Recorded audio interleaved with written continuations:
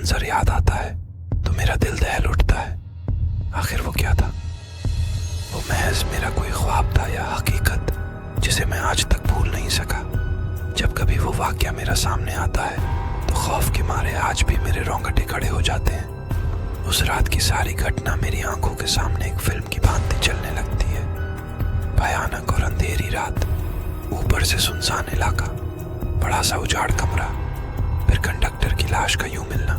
न जाने उस रात क्या होने वाला था, लेकिन हम उस रात सच में बच गए। अगर वो ना होता तो शायद हम सब भी उस कंडक्टर के साथ अपनी जान से हाथ धो बैठते। लगभग 20 साल पहले की बात है। मैंने अपने परिवार के साथ जयपुर घूमने का कार्यक्रम बनाया।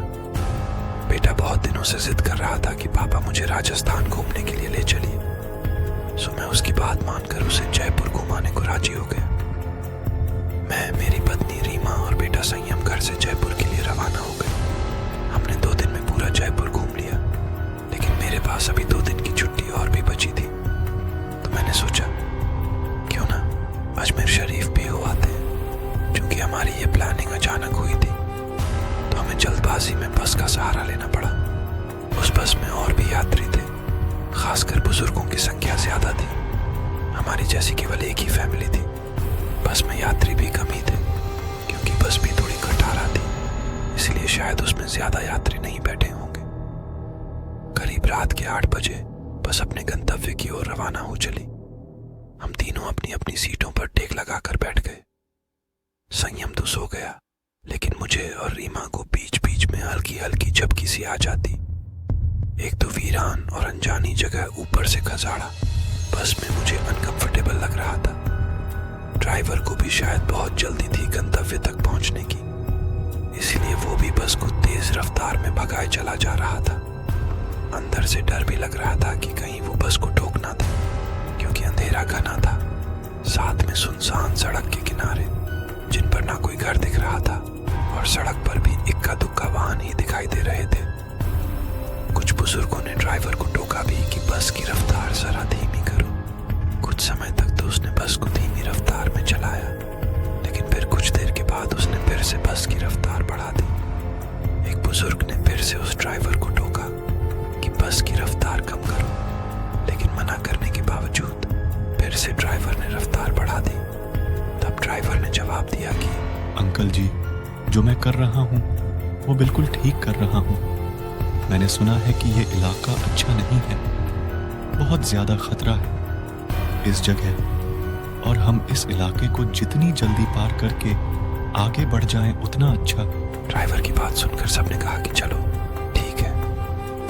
बस तेज रफ्तार से आगे बढ़ ही रही थी कि तभी एक तेज आवाज के साथ बस का थोड़ा संतुलन गड़बड़ाया और बस थोड़ी दूर बढ़ी और रुक गई। अब सब शक पका गए कि अचानक ये क्या हुआ। इतना खतरनाक इलाका और बस का रुकना, किसी का भी जी डर जाएगा। ड्राइवर ने अपनी टार्च जलाई, बस के नीचे उतरा और उसने देखा कि क्या बात है, बस को आखिर क्या हुआ, वो रुकी क्यों। कुछ देर के मुआयने के बाद उसे पता चला कि बस के पीछे और के दोनों पहिए पंचर हो चुके हैं और बस में एक्स्ट्रा पहिए भी नहीं है जिससे उसकी मरम्मत हो सके। अब क्या किया जाए? सभी सोच में पड़ गए। रेतीली अनजान जगह, अमावस की गहरी काली रात, जंगली जानवरों का डर और बस का यूं खराब हो जाना, सबके तो जैसे होश ही उड़ गए थे। अब क्या करें, क्या ना करें, किसी के कुछ भी समझ में नहीं आ रहा था। तभी कंडक्टर को थोड़ी दूर एक रोशनी दिखाई दी। उसने सबसे कहा कि देखो वहां रोशनी दिखाई दे रही है, हो सकता है कि वहां कोई गांव हो। चलो सब वहां चलते हैं, शायद रात भर के लिए कोई सुरक्षित जगह मिल जाए। अगर एक कोठरी भी मिल गई तो तब सब वहां एक साथ बैठकर रात तो गुजार ही सकते हैं। सब कंडक्टर की बातों से सहमत हो गए। सबने अपना अपना सामान उठाया और चल पड़े उस रोशनी की ओर। जैसे ही वो सब उस रोशनी के नजदीक पहुंचे तो हमें एक बड़ी सी कोठरी दिखाई दी, जिसे देखने से लग रहा था कि वो कोई बहुत पुरानी सराय है जहां भूले भटके मुसाफिर रुकते होंगे। सब कोठरी के दरवाजे के बाहर खड़े हो गए। ड्राइवर ने हिम्मत करके दरवाजे की सांकल खटखटाई। एक बहुत ही बूढ़े व्यक्ति ने दरवाजा खोला। उनके सिर पर एक बड़ी सी पगड़ी थी, गले में पुराने जमाने का कोई आभूषण था। कानों में भी कुंडल पहन रखे थे। कुर्ते के ऊपर उन्होंने एक सदरी पहन रखी थी। कमर में धोती, पैरों में पुराने जमाने की ऊंट के चमड़े की बनी मोजड़ी पहन रखी थी और हाथ में एक बड़ा सा लट्ठ ले रखा था। वो और उनका पहनावा बहुत ही अजीब लग रहा था। तभी कंडक्टर ने बड़ी हिम्मत करके कहा, ताऊसा, बस पंचर हो गई है। हम सबको रात गुजारने के लिए अगर आपकी कोठरी में थोड़ी जगह मिल जाती तो बड़ी मेहरबानी होती। उस कोठरी के मालिक बोले, डरने की जरूरत कोई ना है। ये सराय तो मैंने भूले भटके मुसाफिरों की मदद करने के लिए बनाई है। मैं चौधरी सुमेर सिंह और म्हारी घरवाली धन्नो ही मुसाफिरों का ख्याल रखते हैं। आप सब लोग भीतर पधारो, जो हम दोनों से बन पड़ेगा तो आपकी मदद करेंगे। कंडक्टर बोला, बहुत बहुत धन्यवाद ताऊसा, बड़ी मेहरबानी जो इस अनजान जगह में आप हमारी मदद करने को राजी हो गए। चौधरी सुमेर सिंह बोले, इसमें धन्यवाद की बात है, ये तो म्हारा फर्ज है। म्हारे को बहुत खुशी हुई जो आप लोग म्हारे यहाँ पधारे। ये रहा पानी से भरा मटका, इस बड़ी सी डलिया में पूरियां रखी हैं और उस बड़ी सी बटलोही में आलू की तरकारी होगी। ये रहे पत्तल और आप सब अपना खाना परोस लीजिए। महिलाएं धन्नो के पास चली जाए और पुरुष मेरे साथ आ जाएं। जल्दी से सब खाना खा लो और जिसे बाहर का काम निपटाना हो वो निपटा आए, क्योंकि 12 बजे के बाद कोई भी बाहर नहीं निकलेगा और ना मैं किसी को बाहर निकलने दूंगा और कोई भी इसका कारण नहीं पूछेगा। सबके पास अपनी अपनी हाथ घड़ी होगी। समय के अनुसार काम करके सोने के लिए लेट जाओ। ये रहे कंबल, सब बिछा लो। हम सब ने चौधरी सुमेर सिंह की सारी हिदायतों के अनुसार काम किया और कंबल बिछाकर लेट गए। जिनके पास अपने अपने शॉल और चादर थे वे सब ओढ़ कर लेट गए। चूंकि मेरे पास ओढ़ने वाला बड़ा कंबल था, इसीलिए मैंने बेटे को अपने साथ सुला लिया और मेरी पत्नी औरतों के साथ अपना शॉल ओढ़कर लेट गई। चौधरी जी ने एक बार फिर सबको बाहर न जाने की हिदायत दी और सबको सोने के लिए कहा। लगभग 12 बजे के बाद न जाने कंडक्टर को क्या सूझी, उसे बीड़ी पीने की तलब लगी और वो बाहर जाने लगा। चौधरी जी ने उसे बहुत रोका, लेकिन वो नहीं रुका। कंडक्टर के बाहर जाने के बाद चौधरी जी ने जल्दी से कोठरी के किवाड़ बंद किए और साथ में पटरे की मदद से किवाड़ को मजबूती से बंद कर दिया कि कोई भी भीतर ना आ सके, और सारे रोशनदान और खिड़कियों को भी बंद कर दिया।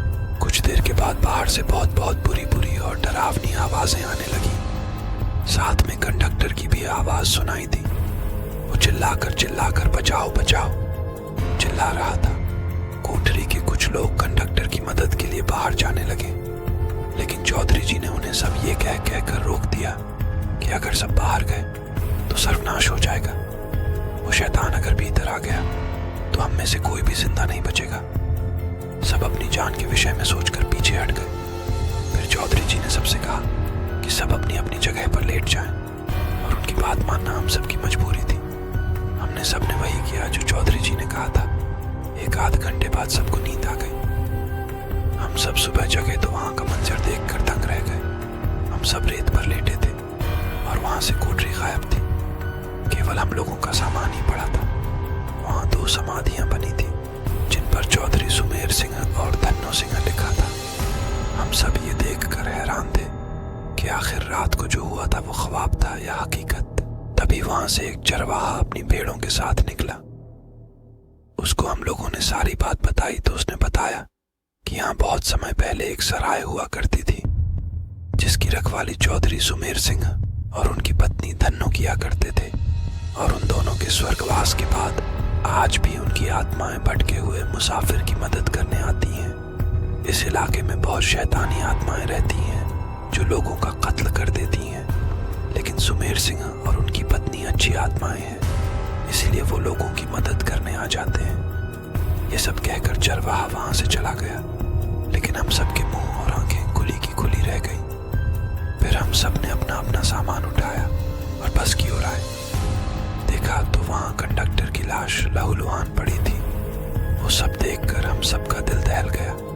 थोड़ी देर के इंतजार के बाद वहां से एक दूसरी बस गुजरी और हम सब उसमें बैठकर अपने गंतव्य को रवाना हो गए।